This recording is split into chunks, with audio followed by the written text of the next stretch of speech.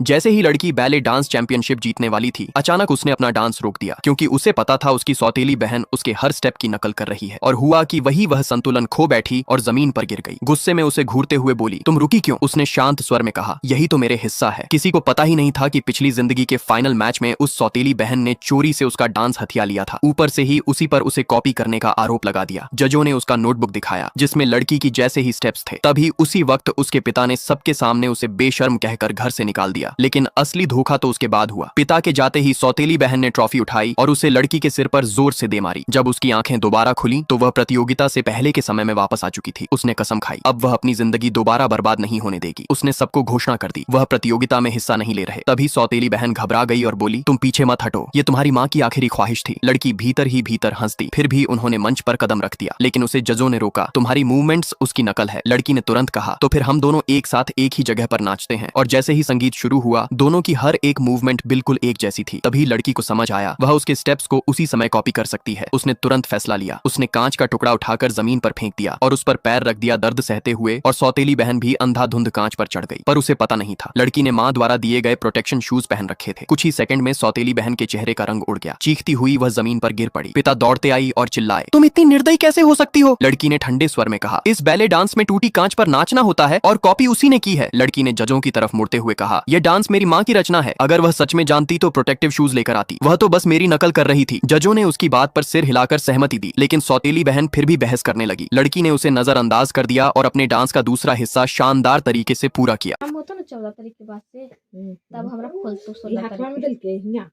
16-17 तक खोलतो। मतलब कि पूरा 14 बाद आधा दिन 15 खत्म के बाद आधा दिन लास्ट, हाँ। लास्ट में हाँ